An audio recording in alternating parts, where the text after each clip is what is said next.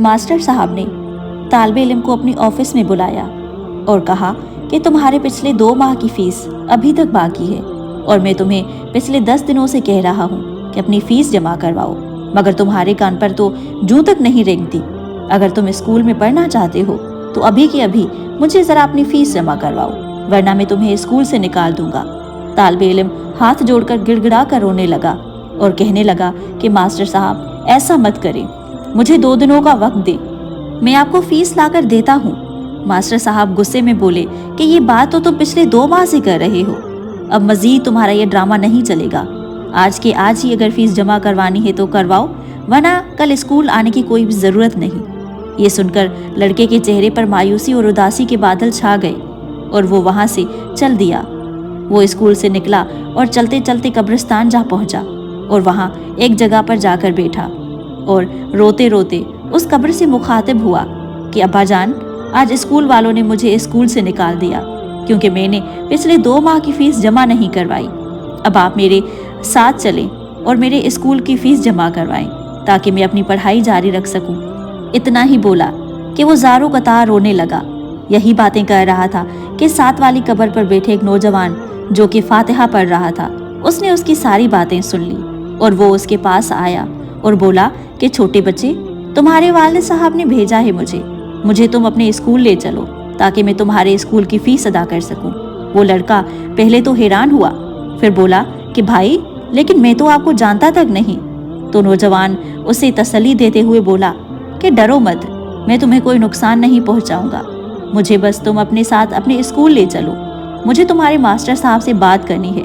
लड़का उस नौजवान को अपने साथ लेकर स्कूल पहुंचा और उसे अपने मास्टर साहब से मिलवाने लगा। उनके दफ्तर ले गया उनको। नौजवान ने बड़े ही अदब के साथ मास्टर साहब को सलाम किया और कहा कि मास्टर साहब, क्या आप जानते हैं कि ये इस बच्चे के वालिद कौन थे? ये सुनते ही मास्टर साहब थोड़ा हिचकिचाते हुए बोले कि आप क्या कहना चाह रहे हैं, मैं कुछ समझा नहीं। नौजवान थोड़ी देर खामोशी से बैठा और फिर अपने बटुए से पैसे निकाले और उन्हें मास्टर साहब के हाथ में थमा दिया और बोला कि मैं उसकी फीस जमा करवाने आया हूँ, ये लें उसकी फीस, और अब आप इसे स्कूल से मत निकालिएगा। मास्टर साहब ने कहा कि ठीक है, अब हम उसे स्कूल से नहीं निकालेंगे क्योंकि आप इसकी फीस जो जमा कर चुके हैं। नौजवान बोला कि मास्टर साहब, बड़े अफसोस की बात है कि आपने फीस ना होने की वजह से उस बच्चे को स्कूल से निकाल दिया। आपको चाहिए था कि कम से कम इस बार इस बच्चे से उसकी फीस अदा ना करने की वजह तो पूछ लेते। ये सुनकर मास्टर साहब ने बड़ी ही बेरुखी से जवाब दिया कि अरे भाई, क्या वजह होगी, हम अच्छी तरह से जानते हैं इन बच्चों को, ये घर से तो फीस लेकर आते हैं मगर खुद खा जाते हैं। तब नौजवान बोला कि नहीं मास्टर साहब, ये लड़का एक होनहार तालिबे इल्म है और जनाब, इसकी फीस अदा ना करने की वजह यह है कि उसके वालिद इस दुनिया से रुखसत हो गए हैं और मास्टर साहब, आज के बाद इस बच्चे के स्कूल के जो भी अखराजात होंगे वो मैं अदा करूँगा। अब मास्टर साहब को भी उसकी गलती का एहसास हो चुका था और वो बोला कि मुझे बहुत अफसोस है ये सुनकर, अब जनाब आप बेफिक्र हो जाएं, इस बच्चे की सारी तालीमी अखराजात अब स्कूल के जिम्मे होंगे। और नौजवान को उसके पैसे वापस देते हुए कहा कि आप इसकी फीस अपने पास रखें। नौजवान ने मास्टर साहब का शुक्रिया अदा करते हुए कहा कि उस्ताद तालिबे इल्म का रूहानी बाप होता है और उस रिश्ते का तकाजा यही है कि उस्ताद अपने तालिबे इल्मों का ख्याल रखे।